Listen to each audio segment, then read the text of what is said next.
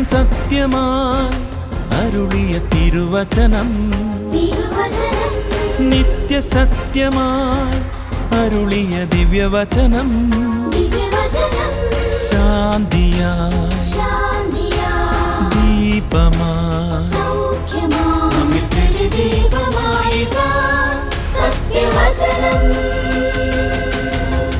വിടുതലായി രക്ഷയായി നമ്മിൽ നവജീവനായിതാ സത്യവചനം. സത്യം സത്യമാ, സത്യം സത്യമാ, സത്യം സത്യമാ, സത്യം സത്യമാ.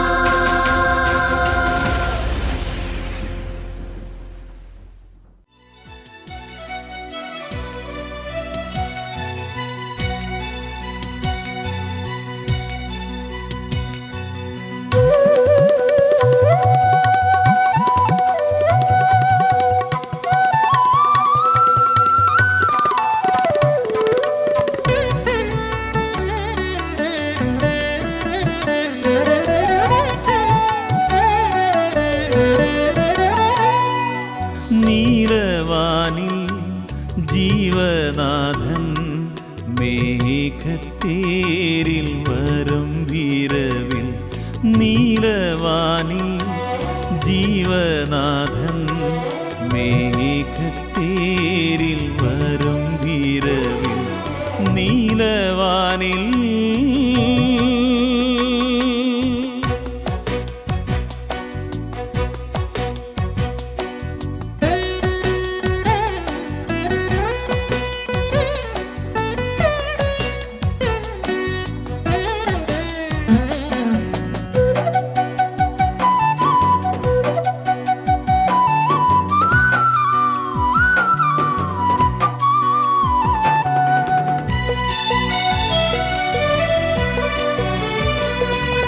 വിണ്ണിൽ നിത്യ വീടു തീർത്ത വീട്ടിൽ നമ്മെ ചേർത്തിടുവാൻ,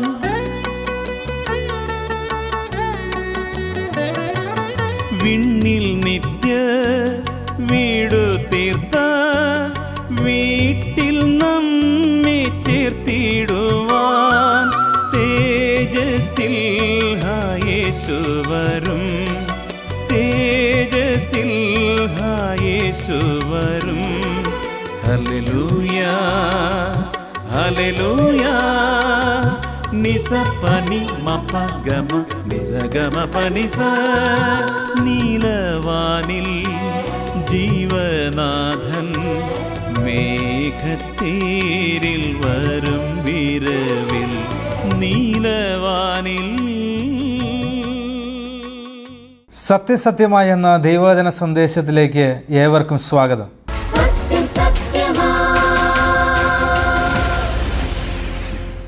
എല്ലാവർക്കും സ്നേഹവന്ദനം. നമ്മുടെ കർത്താവായ യേശുക്രിസ്തുവിൻ്റെ നാമം എല്ലായ്പ്പോഴും മഹത്വമെടുക്കുവാൻ ഇടയായിട്ട് തീരട്ടെ. ദൈവത്തിൻ്റെ കരുണയെക്കുറിച്ച് നാം ധാരാളം കേട്ടിട്ടുണ്ട്.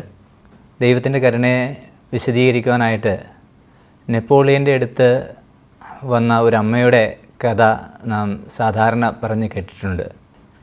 നെപ്പോളിയൻ ചക്രവർത്തി ക്രൂരമായിരിക്കുന്ന കുറ്റകൃത്യങ്ങൾ ചെയ്ത ഒരു മനുഷ്യനെ ശിക്ഷിച്ചിരിക്കുകയാണ്.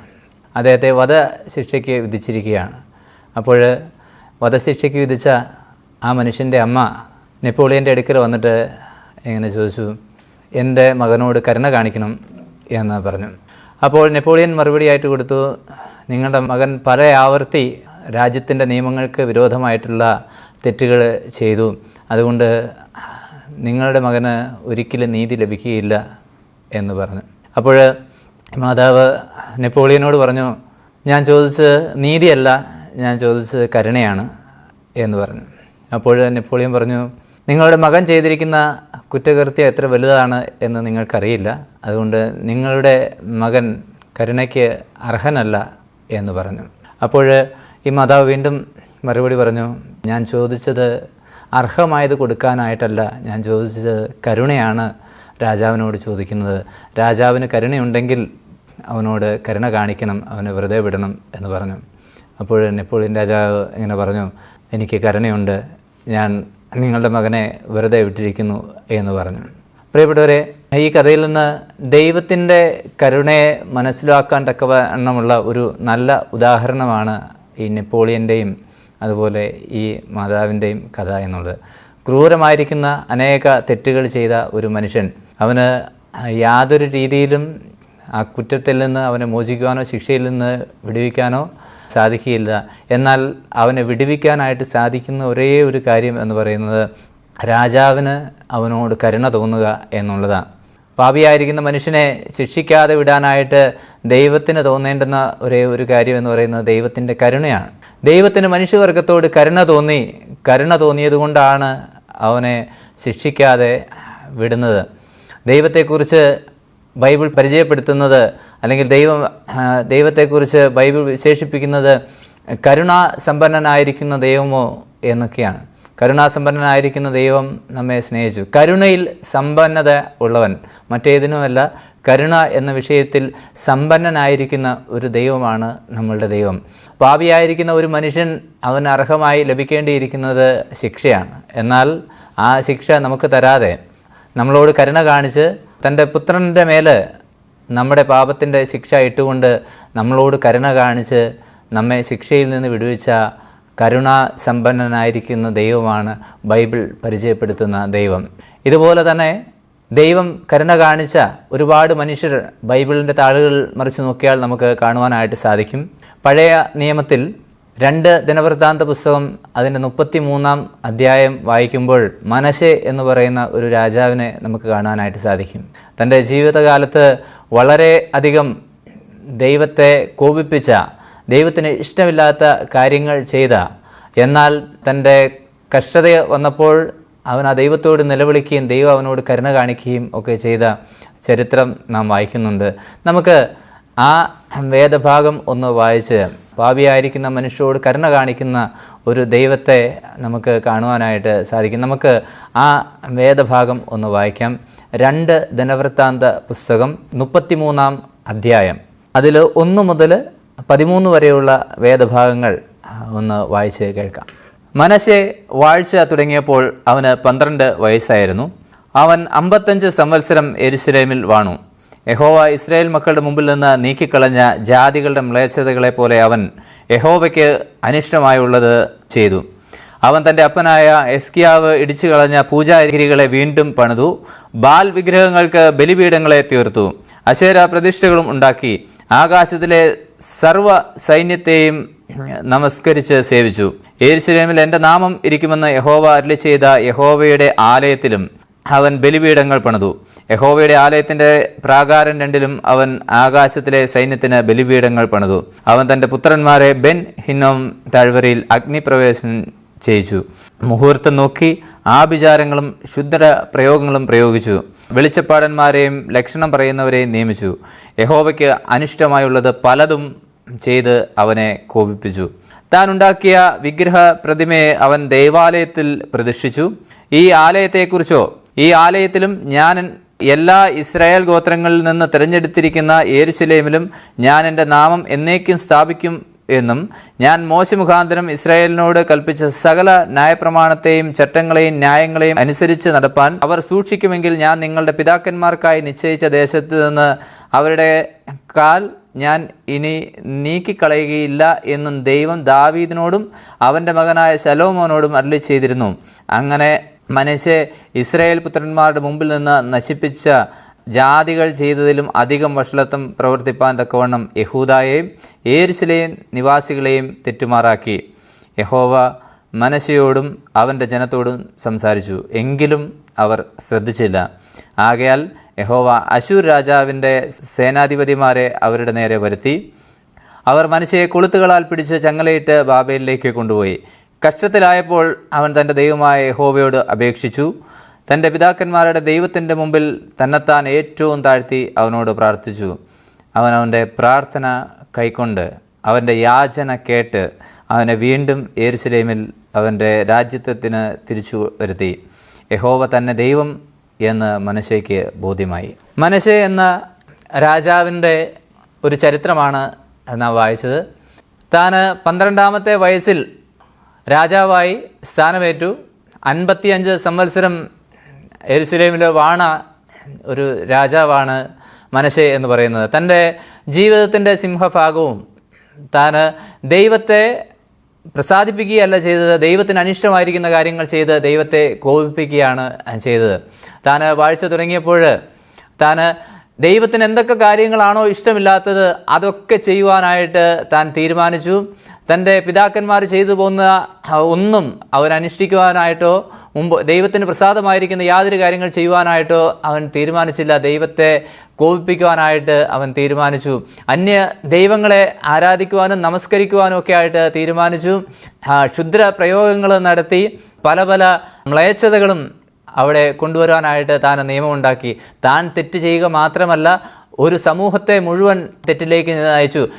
യെരുശലേമിനെയും യഹൂദായെയും മുഴുവൻ തെറ്റുമാറാക്കി എന്ന് ദൈവത്തിൻ്റെ വചനത്തിൽ നാം വായിക്കുന്നു. താൻ തെറ്റ് ചെയ്യുക മാത്രമല്ല, ഒരു ഭരണാധികാരിയായിട്ട് നിന്നുകൊണ്ട് ഒരു ദേശത്തെ മുഴുവൻ പാപത്തിലേക്ക് തള്ളിവിടുന്ന രീതിയിലുള്ള മ്ലേച്ഛതകൾ നിറഞ്ഞ ഒരു നിയമം അദ്ദേഹം പാസ്സാക്കുകയുണ്ടായി. പ്രിയപ്പെട്ടവരെ, ഈ മനശ്ശെ എന്ന വ്യക്തി നാം ജീവിക്കുന്ന ഈ കാലഘട്ടത്തിലാണ് ഭരണം നടത്തുന്നതെങ്കിൽ ദൈവത്തിന് എന്തൊക്കെ കാര്യങ്ങൾ ഇഷ്ടമല്ലയോ അതൊക്കെ നിയമാനുസൃതം നടത്തുവാനായിട്ടുള്ള അനുമതി കൊടുക്കുന്ന ഭരണാധികാരിയായിട്ട് അദ്ദേഹം മാറുമായിരുന്നു എന്നതിൽ യാതൊരുവിധ സംശയവുമില്ല. ദൈവം വെറുക്കുന്ന എല്ലാ മ്ലേച്ഛതകളെയും അദ്ദേഹം നിയമപരമായി അനുവാദം കൊടുക്കും എന്നതിൽ യാതൊരുവിധ സംശയവുമില്ല. വായിച്ചു കേൾക്കുന്നുണ്ട്, ബെൻ ഹിന്നം താഴ്വരയിൽ തൻ്റെ പുത്രന്മാരെ അവൻ ബലി കൊടുത്തു എന്ന്. മനശ്ശെ തൻ്റെ പുത്രന്മാരെ, തൻ്റെ രക്തത്തിലുണ്ടായിരിക്കുന്ന പുത്രന്മാരെ ദൈവങ്ങൾക്ക് പ്രസാദമുണ്ടാകുവാനായിട്ട് ബലി കൊടുത്തു. അഗ്നിയിലൂടെ കടത്തിവിട്ട് തൻ്റെ പുത്രന്മാരുടെ ജീവനെ, തൻ്റെ മക്കളുടെ ജീവനെ ഹോമിച്ചു, ദൈവ പ്രസാദം ലഭിക്കുവാനായിട്ട്.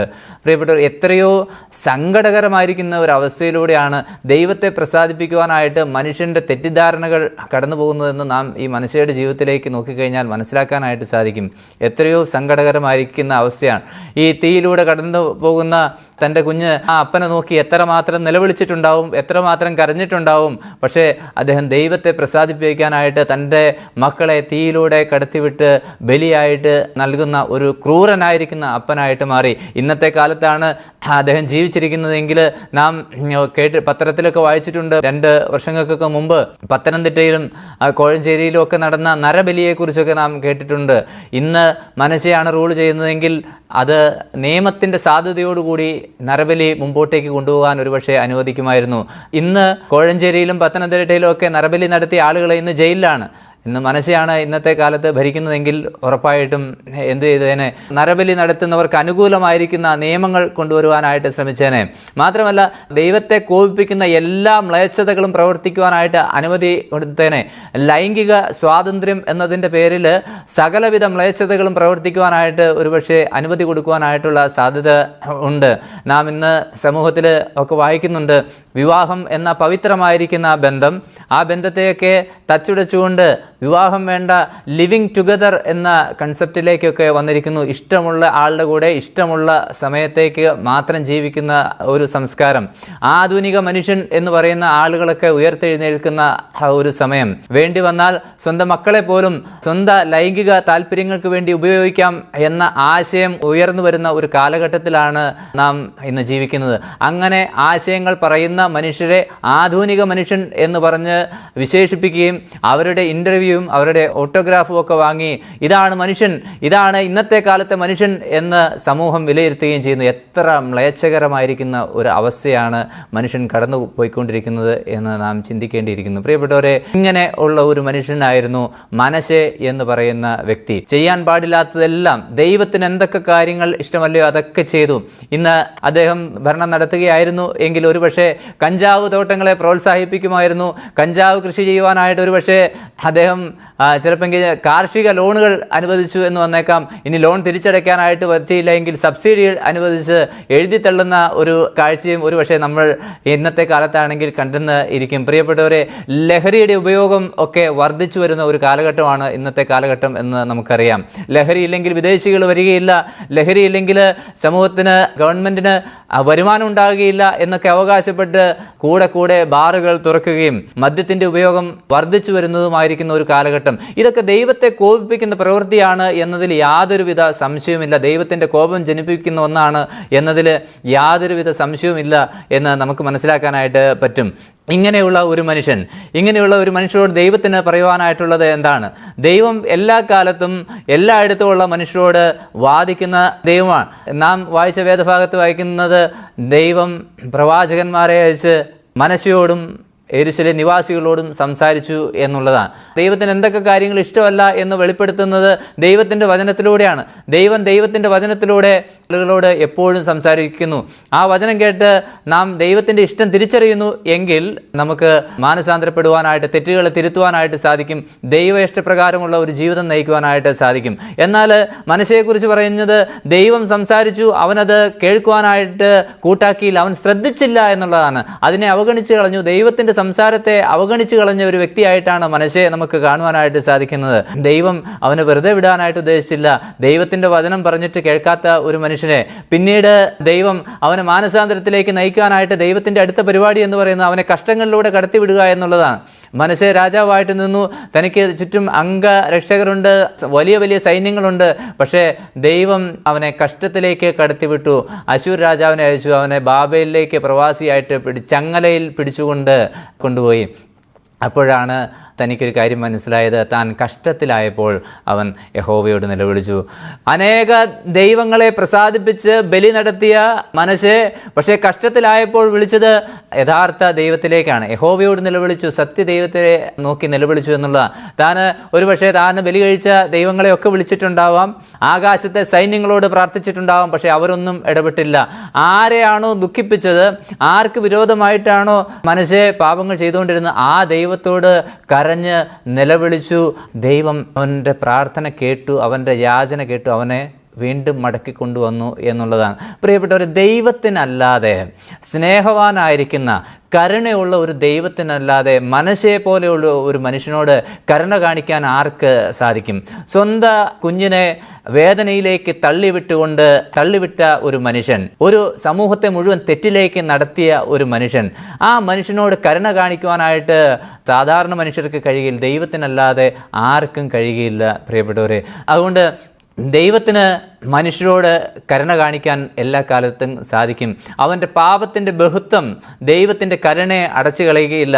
അവൻ്റെ പാപത്തിൻ്റെ എണ്ണം എത്ര വലുതായിരുന്നാലും അതിൻ്റെ നേരെ ദൈവം കരുണയെ അടച്ചു കളയുകയില്ല എന്ന് നമുക്ക് കാണുവാനായിട്ട് സാധിക്കും. അതുകൊണ്ടാണ് ദൈവത്തെ ബൈബിൾ ഇങ്ങനെ വിശേഷിപ്പിക്കുന്നത് കരുണാസമ്പന്നനായിരിക്കുന്ന ദൈവം എന്ന്. 107-ാം സങ്കീർത്തനത്തിൽ ആവർത്തിച്ച് കേൾക്കുന്ന പ്രസ്താവനയാണ്. അവൻ അവരുടെ കഷ്ടതയിൽ അവനോട് നിലവിളിച്ചു, അവരുടെ ഞെരുക്കങ്ങളിൽ നിന്ന് യഹോവ അവരെ വിടുവിച്ചു എന്ന്. ജനം പലപ്പോഴും കഷ്ടത്തിലായി പോകുന്ന ഒരു സാഹചര്യങ്ങളുണ്ടാവും. കഷ്ടതകൾ വരുമ്പോഴാണ് പലപ്പോഴും മനുഷ്യരെ ദൈവത്തെ വിളിക്കുന്നത്. എന്നാൽ ആ കഷ്ടതകൾ വിളിക്കുമ്പോൾ കേൾക്കാതെ മാറി നിൽക്കുന്ന ഒരു ദൈവമല്ല നമ്മളുടെ ദൈവം എന്ന് പറയുന്നത്. ആ കഷ്ടതയിൽ നിലവിളിക്കുമ്പോൾ നമ്മളോട് അടുത്ത് വന്ന് നമ്മെ ആശ്വസിപ്പിക്കുന്ന, ഞെരുക്കങ്ങളിൽ നിന്ന് വിടുവിക്കുന്ന ഒരു ദൈവമാണ്. 107-ാം സങ്കീർത്തനം വായിച്ച് നോക്കിക്കഴിഞ്ഞാൽ നമുക്ക് മനസ്സിലാക്കാൻ പറ്റുന്ന ഒരു സത്യം എന്ന് പറയുന്നത്, അവിടെ വീടുകൾ നഷ്ടപ്പെട്ട് മഹാദാരിദ്ര്യത്തിലായി പോയിരിക്കുന്ന മനുഷ്യർ അവരുടെ കഷ്ടത്തിൽ അവർ ദൈവത്തോട് നിലവിളിച്ചു, അവരുടെ ഞെരുക്കങ്ങളിൽ നിന്ന് ദൈവം അവരെ വിടുവിച്ചു എന്നുള്ളതാണ്. ബിസിനസ് ചെയ്ത് തകർന്നു പോയിരിക്കുന്ന മനുഷ്യർ ഉണ്ട്. ബിസിനസ് ചെയ്ത് തകർന്നു പോയിരിക്കുന്ന മനുഷ്യരും അവരുടെ കഷ്ടത്തിൽ അവർ ദൈവത്തോട് നിലവിളിച്ചു, ദൈവം അവരുടെ അപേക്ഷകളെ കേട്ടു, ഞെരുക്കങ്ങളിൽ നിന്ന് വിടുവിച്ചു എന്നുള്ളതാണ്. അങ്ങനെ പല രീതിയിൽ കഷ്ടത്തിലായി പോയിരിക്കുന്ന മനുഷ്യരെക്കുറിച്ച് 107-ാം സങ്കീർത്തനം വളരെ വിശാലമായിട്ട് പറയുന്നുണ്ട്. ആ കഷ്ടങ്ങളിൽ നിന്നൊക്കെ വിടുവിക്കുന്ന കരുണയുള്ള ഒരു ദൈവം കഷ്ടതയിൽ യഹോവയോട് നിലവിളിച്ചപ്പോൾ അവരെയൊക്കെ വിടുവിക്കുന്ന ഒരു ദൈവത്തെ നമുക്ക് കാണുവാനായിട്ട് സാധിക്കും. പ്രിയപ്പെട്ടവരെ, മനശ്ശെ ചെയ്തത് എന്താണ്? തൻ്റെ തെറ്റുകളെ ദൈവത്തിൻ്റെ മുമ്പാകെ ഏറ്റുപറഞ്ഞു. തൻ്റെ ദൈവത്തിൻ്റെ മുമ്പാകെ ഏറ്റവും താഴ്ത്തി, തൻ്റെ തെറ്റുകളിൽ നിന്ന് തിരിഞ്ഞ് ദൈവത്തെങ്കിലേക്ക് മടങ്ങി വന്നു. ദൈവത്തിന് ഇഷ്ടമുള്ള കാര്യങ്ങൾ ചെയ്യുവാനായിട്ട് താൻ പ്രിയം വെച്ചു. അതിനെയാണ് മാനസാന്തരം എന്ന് പറയുന്നത്. മാനസാന്തരം എന്ന് പറഞ്ഞു കഴിഞ്ഞാൽ ദൈവത്തെങ്കിലേക്ക് തിരിയുക എന്നുള്ളതാണ്. താൻ ദൈവത്തിൻ്റെ ഇഷ്ടം എന്തൊക്കെയാണോ അതൊക്കെ മനസ്സിലാക്കി, അയ്യോ ഞാൻ എൻ്റെ പൂർവ്വകാലത്ത് ചെയ്തു പോയ തെറ്റുകൾ എത്രയോ വലുതാണ് എന്ന് തനിക്ക് മനസ്സിലാക്കുവാനായിട്ട് സാധിച്ചു. താൻ ഏറ്റവും താഴ്ത്തി തൻ്റെ പിതാക്കന്മാരുടെ ദൈവത്തിൻ്റെ മുമ്പാകെ താഴ്ത്തി താൻ മാനസാന്തരപ്പെട്ടു. അവൻ മാനസാന്തരപ്പെട്ടു എന്ന് ദൈവം അറിഞ്ഞപ്പോൾ അവൻ്റെ അപേക്ഷകളെ കേട്ടു. അവനെ വീണ്ടും രാജ്യത്തിലേക്ക് മടക്കി കൊണ്ടുവരുവാൻ ദൈവത്തിന് മനസ്സിലായിട്ട് തീർന്നു. പ്രിയപ്പെട്ടവരെ, ഇന്നത്തെ കാലത്തെ മനുഷ്യരോട് ദൈവത്തിനും പറയാനായിട്ടുള്ള സന്ദേശം ഇതാണ്: മാനസാന്തരപ്പെടുക, പാപത്തിൻ്റെ വഴികളിൽ നിന്ന് തിരിഞ്ഞ് ദൈവത്തിൻ്റെ വഴികളിലേക്ക് മടങ്ങി വരിക എന്നുള്ളതാണ് ദൈവത്തിൻ്റെ വചനത്തിന് പാപികളായിരിക്കുന്ന മനുഷ്യരോട് പറയാനായിട്ടുള്ള ഒരു സന്ദേശം. പാപത്തിലേക്ക് പോകുന്ന മനുഷ്യരോട് പാപത്തിൽ നിന്ന് മടങ്ങി വരിക, ദൈവത്തിങ്കിലേക്ക് തിരിയുക എന്നുള്ളതാണ്. മാനസാന്തരപ്പെട്ട് സുവിശേഷത്തിൽ വിശ്വസിക്കുക എന്നുള്ളതാണ്. യോഹന്നാൻ എഴുതിയ ലേഖനം അതിൻ്റെ 1-ാം അധ്യായം 9-ാമത്തെ വാക്യത്തിൽ നാം നമ്മുടെ പാപങ്ങളെ ഏറ്റുപറയുന്നുവെങ്കിൽ അവൻ നമ്മോട് ക്ഷമിക്കുവാൻ തക്കവണ്ണം നീതിമാനും വിശ്വസ്തനുമായിരിക്കുന്ന ദൈവം. നാം നമ്മുടെ തെറ്റുകളെ ദൈവത്തിൻ്റെ സന്നിധിയിൽ ഏറ്റുപറയുന്നു എങ്കിൽ അവൻ നമ്മളോട് ക്ഷമിക്കുവാനായിട്ട് മതിയായിരിക്കുന്ന ദൈവം തന്നെയാണ്. അവൻ നമ്മോട് ക്ഷമിക്കും, നമ്മളോട് കരുണ കാണിക്കും, നമ്മെ വീണ്ടും ദൈവത്തോട് ചേർക്കും. കഴിഞ്ഞിട്ടില്ല, യോഹന്നാൻ തൻ്റെ എഴുത്തുകളെ നിർത്തിയിട്ടില്ല. വീണ്ടും മുമ്പോട്ടേക്ക് പോകുമ്പോൾ അവൻ നമ്മുടെ പാപത്തിന് പ്രായശ്ചിത്തമാകുന്നു, നമ്മുടേതിന് മാത്രമല്ല സർവ്വ ലോകത്തിൻ്റേതിന് തന്നെ എന്ന് കർത്താവ് യേശുക്രിസ്തുവിനെ പരിചയപ്പെടുത്തിക്കൊണ്ട് യോഹന്നാൻ അങ്ങനെ പറയുകയുണ്ടായി. പ്രിയപ്പെട്ടവരെ, മനുഷ്യരുടെ പാപത്തിന് പരിഹാരം എന്ന് പറയുന്നത് കർത്താവ് യേശുക്രിസ്തുവാണ്. മാനസാന്തരപ്പെട്ടു, പാപത്തെക്കുറിച്ച് അനുതാപമുണ്ടായി, സത്യമാണ്. പക്ഷേ അത് അവനെ ശിക്ഷയിൽ നിന്ന് മോചിക്കുന്നില്ല. നമ്മുടെ പാപത്തിന് പരിഹാരം, പ്രായശ്ചിത്തം എന്ന് പറയുന്നത് കർത്താവായ യേശുക്രിസ്തുവിൻ്റെ നിർമ്മലമായിരിക്കുന്ന രക്തമാണ്. കർത്താവായ യേശുക്രിസ്തു നമ്മുടെ പാപങ്ങൾക്ക് പരിഹാരം വരുത്തുവാനായിട്ട് കാൽവരി ക്രൂശിൽ മരിച്ചു, അടക്കപ്പെട്ടു, ഉയർത്തെഴുന്നേറ്റു, നമ്മെ ശിക്ഷാവിധിയിൽ നിന്നും മോചനം ഉള്ളവരാക്കി തീർത്തു. അതുകൊണ്ട് പ്രിയപ്പെട്ടവരെ, ഈ ഭൂമിയിൽ നാം ജീവിക്കുമ്പോൾ മനുഷ്യരുടെ അത്രയും കാഠിന്യം ഇല്ല എങ്കിലും നമ്മുടെ ജീവിതത്തിൽ പാപങ്ങൾ സംഭവിച്ചിട്ടുണ്ട് എന്ന് നമുക്കറിയാം. നാം നമ്മുടെ പാപങ്ങളെ ദൈവത്തിൻ്റെ സന്നിധിയിൽ ഏറ്റുപറയുന്നുവെങ്കിൽ, കർത്താവെ, ദൈവം വെച്ച നിലവാരത്തിനും വ്യവസ്ഥകൾക്ക് ഒത്തവണ്ണം ജീവിച്ച ഒരു വ്യക്തിയല്ല ഞാൻ, എന്നോട് ക്ഷമിക്കണം, കരുണ കാണിക്കണം എന്ന് ദൈവത്തോട് പറയുമ്പോൾ ദൈവം ക്ഷമിക്കാൻ മനസ്സുള്ള ദൈവമാണ്. പാപത്തിൻ്റെ ശിക്ഷയിൽ നിന്ന് മോചനം ലഭിക്കുവാൻ കർത്താവ് യേശുക്രിസ്തുവിൻ്റെ കാൽവരി ക്രൂശിലെ ബലിമരണത്തിൽ വിശ്വസിച്ച് ആശ്രയിക്കുക മാത്രമാണ് രക്ഷ പ്രാപിക്കുവാനായിട്ട് നമുക്കുള്ള ഏക മാർഗം. കർത്താവ് യേശുക്രിസ്തുവിൽ വിശ്വസിച്ച് രക്ഷ പ്രാപിക്കുവാൻ ദൈവം നമ്മെ എല്ലാവരെയും സഹായിക്കട്ടെ എന്ന് പ്രാർത്ഥിച്ച് ആശംസിച്ചുകൊണ്ട് ഞാൻ എൻ്റെ പ്രസംഗത്തിൽ നിന്ന് വിടവാങ്ങുന്നു. കർത്താവിൻ്റെ നാമത്തിന് ഏറ്റവും മഹത്വം ഉണ്ടാവട്ടെ.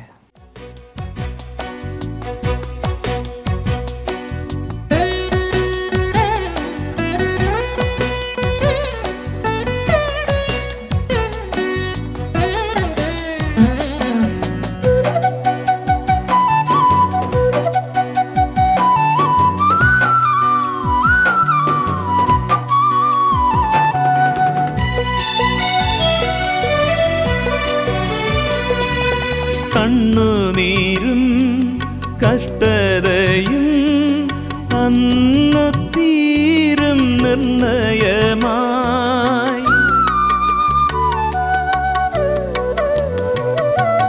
കണ്ണുനീരും കഷ്ടതയും അന്നു തീരും നിർണയമായി. പിന്നെ എന്നും ആനന്ദമേ, പിന്നെ എന്നും ആനന്ദമേ. Hallelujah, hallelujah.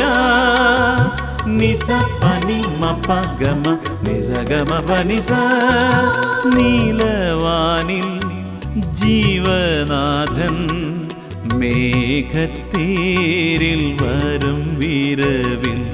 നീലവാനിൽ ജീവനാഥൻ മേഘത്തേരിൽ വരും വിരവിൽ. നീലവാനിൽ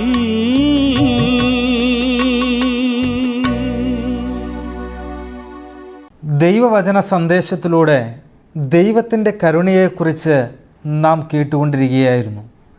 എന്താണ് ദൈവത്തിൻ്റെ കരുണ എന്ന് നമുക്ക് മനസ്സിലായി.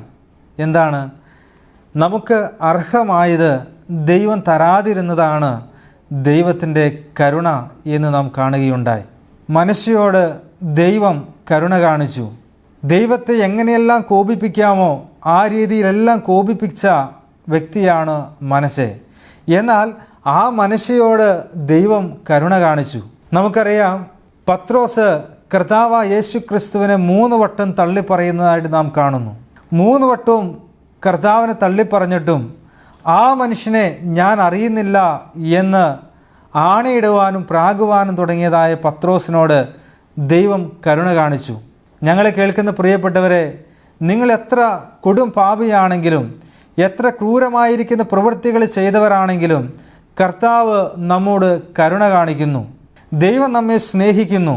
ഞങ്ങളുടെ ഈ സന്ദേശം കേൾക്കുന്ന പ്രിയപ്പെട്ടവരെ, നിങ്ങൾ ഏതൊരവസ്ഥയിലാണെങ്കിലും ഏതൊരു പ്രയാസത്തിലാണെങ്കിലും കർത്താവ് യേശു ക്രിസ്തുവിലേക്ക് വരുമോ? കർത്താവ് യേശു ക്രിസ്തു നമ്മളോട് കരുണ കാണിക്കുന്നവനാണ്, നമ്മെ സ്നേഹിക്കുന്നവനാണ്. കർത്താവ് യേശു ക്രിസ്തുവിൻ്റെ സ്നേഹം നമുക്ക് കാണുവാനായിട്ട് കഴിയുന്നത് കാൽവരിയിലെ ക്രൂശിലാണ്. നാം അവനെ സ്നേഹിച്ചതല്ല, അവൻ നമ്മെ സ്നേഹിച്ച് നമുക്ക് വേണ്ടി തൻ്റെ ജീവനെ വെച്ചു കൊടുത്തു എന്ന് നാം തിരുവെഴുത്തിൽ വായിക്കുന്നു. ഞങ്ങൾ കേൾക്കുന്ന പ്രിയപ്പെട്ടവരോട് ഈ കർത്താവിനെ സ്വന്തം നാഥൻ രക്ഷിതാവുമായിട്ട് സ്വീകരിക്കുവാൻ ദൈവം ധാരാളം കൃപ ചെയ്യട്ടെ എന്ന് ഞങ്ങൾ പ്രാർത്ഥിക്കുകയാണ്. നമുക്ക് പ്രാർത്ഥിക്കാം.